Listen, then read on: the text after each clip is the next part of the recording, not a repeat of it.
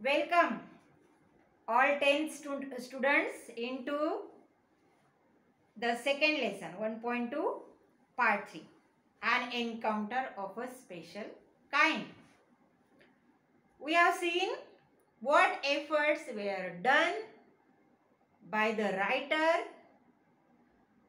to save the baby langur, and we have also learned where is the baby langur now.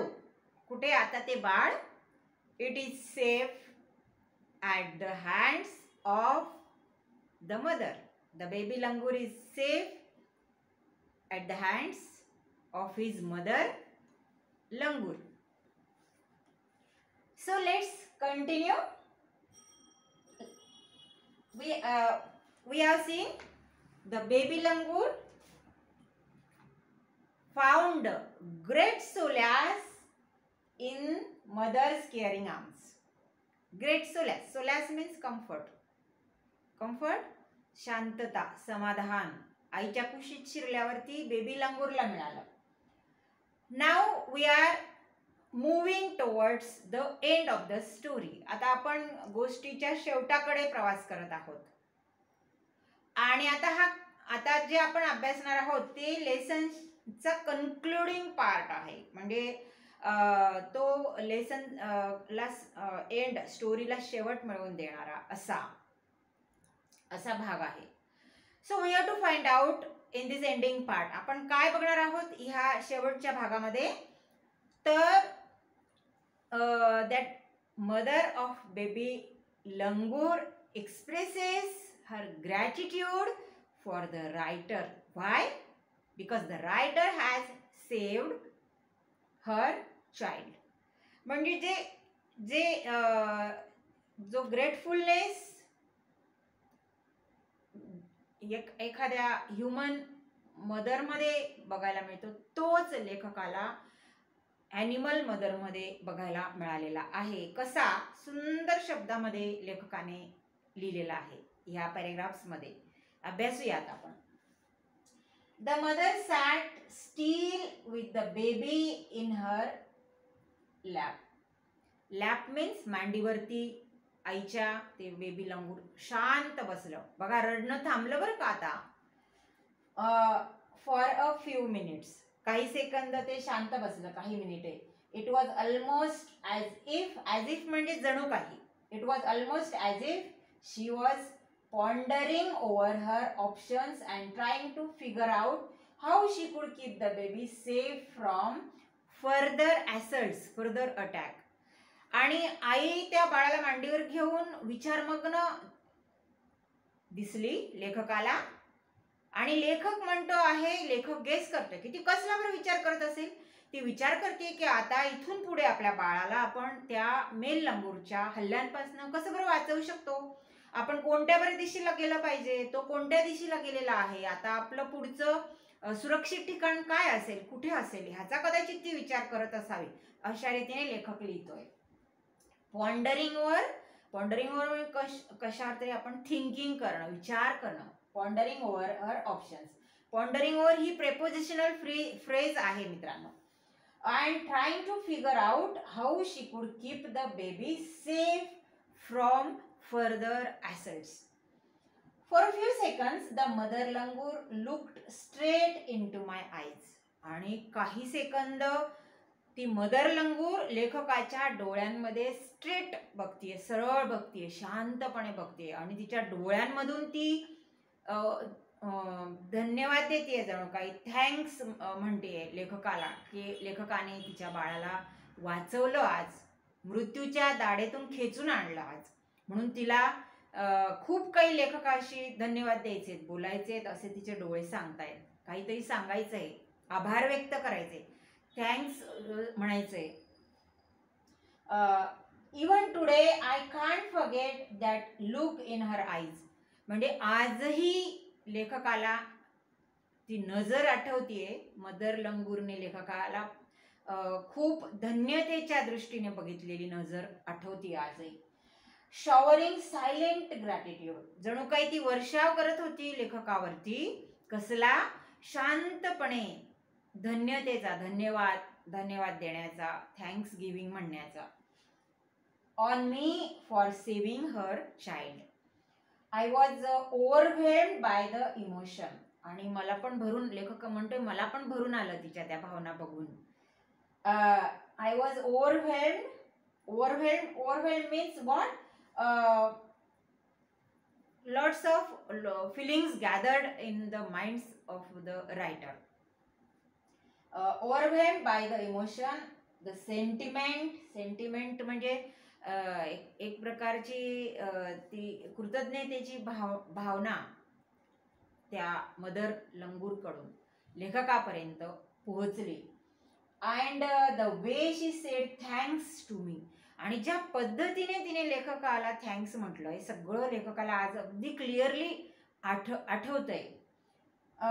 There sat a universal mother holding a stricken child in her lap. Universal mother म्हणजे ती representative आहे. Universal mother म्हणजे mother ही कोणत्याही प्राणी मात्रामध्ये, प्राणी जातीमध्ये असू द्यात, the feelings are the same.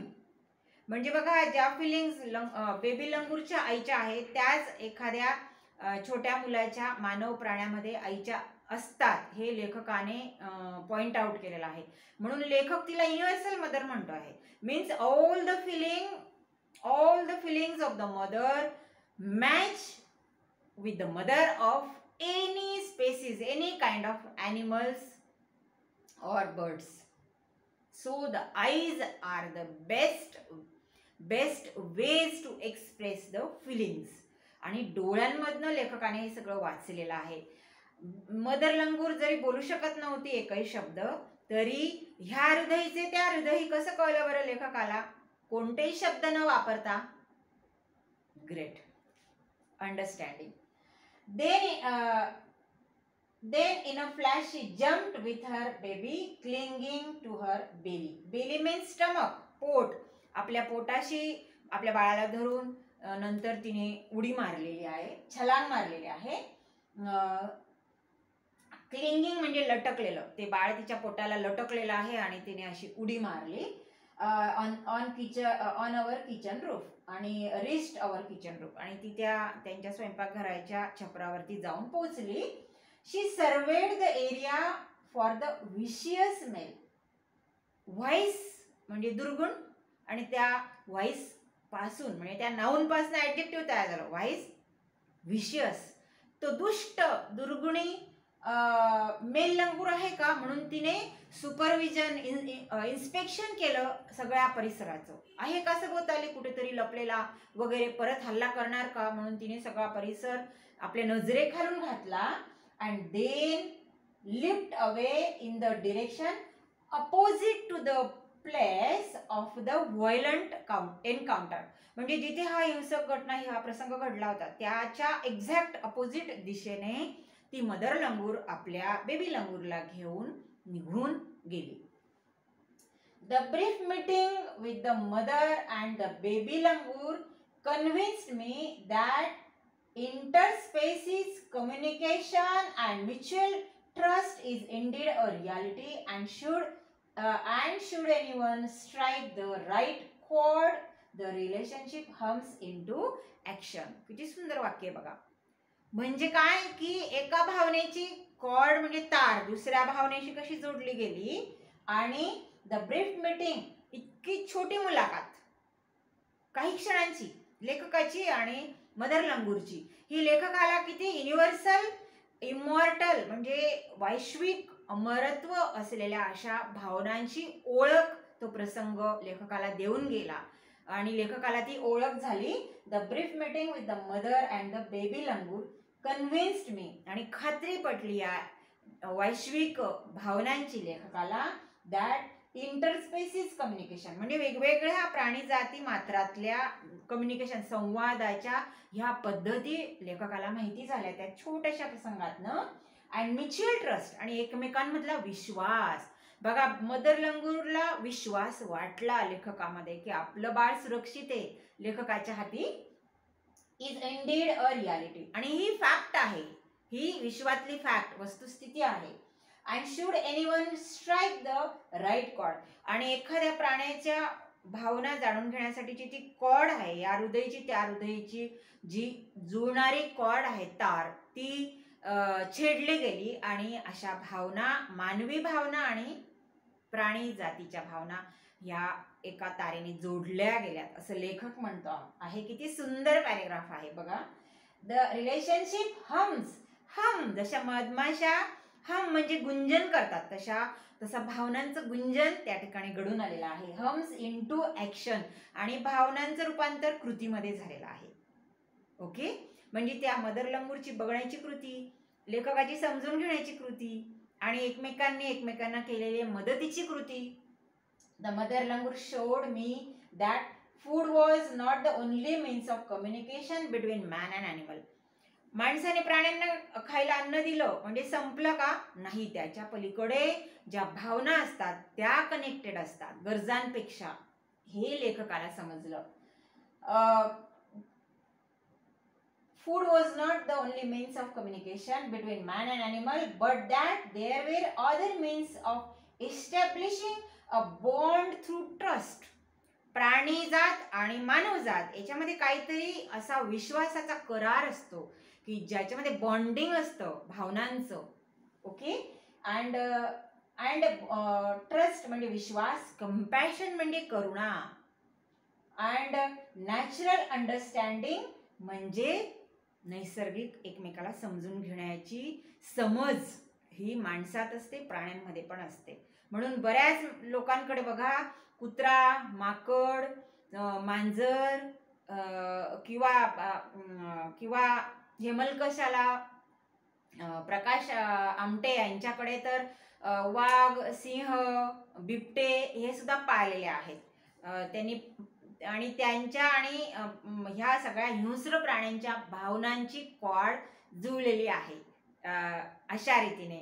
जसं आपले फॅमिलीमध्ये रिलेशन्स असतात, एकमेकांशी बंध जुळलेले असतात, तशा रीतीने प्राण्यांशी मंदाताई आमटे आणि प्रकाश आमटे यांचे बंध जुळलेले आहेत आणि त्यांनी या हिंस्र प्राण्यांना सुद्धा माणसं आलेलं आहे. आपल्या या बिरादरी लोक प्रकल्प जो आहे हेमलकशाला त्या ठिकाणी. Compassion and mutual understanding.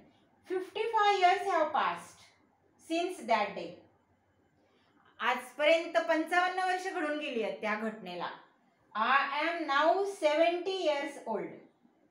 आता मी 70 वर्षाचा आहे आणि ही घटना घडली तेव्हा 55 वर्ष घडून गेलेली आहेत. म्हणजे लेखकांचं वय काय असेल बरं ती घटना घडली तेव्हा? तर तुम्ही 70 मधनं 55 वजा करा, जे उरेल ना ते असेल आपल्या लेखकाचं वय. Okay, but I still fondly remember that encounter of special kind. पण 55 वर्षानंतर 70ल्या लेखकाला सुद्धा तो प्रसंग इतका जिवंत आठवतोय की जणू काही तो कालच घडलाय.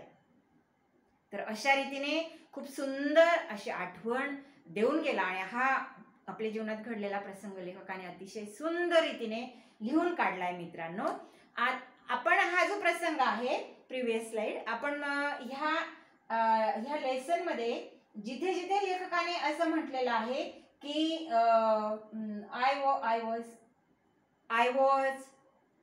I tried, I gave वगैरे, suppose in the I cannot forget that look in her eyes, I was overwhelmed.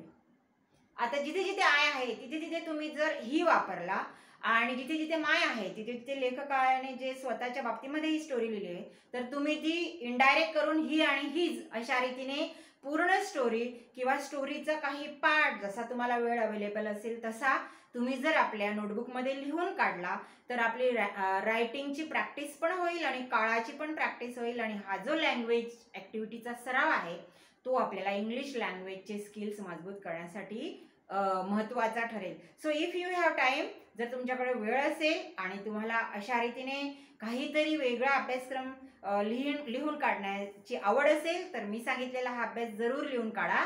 एखादं पेज म्हणा किंवा 2 पॅरेग्राफ म्हणा किंवा 1 पॅरेग्राफ म्हणा, तुम्ही असा लिहून काढा की ज्याच्यामध्ये लेखक म्हणतोय आय वॉज, आय गिव किंवा आय अंडरस्टूड, तिथे तिथे तुम्ही ही आणि हीज वगैरे अशा रीतीने संबोधित करून लिहून काढा आपल्या वहीमध्ये. इथे बघता आहात तुम्ही, the baby langur is safe in the arms of mother langur and how tightly the mother has holded the baby langur in her bosom, and this is one of the activities from our warm up. And here the order of the story is shuffled, jumbled, and serially in a correct order. We have to write down we have to match the A column with the B column. This is the vocabulary question related to vocabulary. So in this activity we are going to match the prepositional phrases with their meanings. Means in the A column there are prepositional phrases and in the B column the meanings are given there. आपण जोड्या लावूयात यांच्या. To be a part and parcel of म्हणजे अविभाज्य घटक. A, it is here to be an essential and integral part. B, to be engrossed in म्हणजे गढून जाणे, कशात तरी मग्न होऊन जाणे. B, so B, to be completely occupied in. C, to take notice of लक्षात घेणे means to observe and give attention म्हणजे लक्ष देणे. D, to figure out. See here, D, to be able to solve a problem एखादी समस्या सोडवण्यात यशस्वी ठरणे. To ponder, E, to ponder over विचार करणे. E, let's see, E, to think about something seriously. F, to be overwhelmed by भारावून जाणे भावनांनी, to be overwhelmed by. F, see here, F, to be affected emotionally in a powerful way. G, in a flash, very quickly, क्षणात. Okay. H, to find a solace, comfort, शांतता मिळणे, समाधान मिळणे. To find H, to find comfort and peace. So let's move to the next. Write down this activity in your notebook. Here are description of wounded baby langur. Means we can describe the wounded baby langur with the help of these clues, or if you come across with such activity in your activity sheet, complete the wave and you will be having these other columns. Only one will be filled with the answer.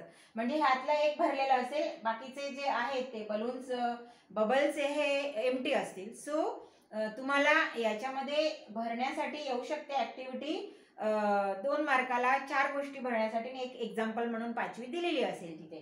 So description of wounded baby langur. Deep bite marks and scratches, in a state of shock, motionless, eyes welled up with tears, sobbed with a muffled cry. Muffled म्हणजे असा suppressed दाबलेला हुंका. muffled म्हणजे गुंडाळणे. जे muffler असतं बघा थंडीमध्ये gents लोक mail लोक वापरतात ते मफलर का म्हणतात त्याला, because it is muffled around the head, around the neck, कारण ते गुंडाळलेलं असतं. मफल मीन्स गुंडाळणे किंवा सप्रेस दाबणे, मफल्ड.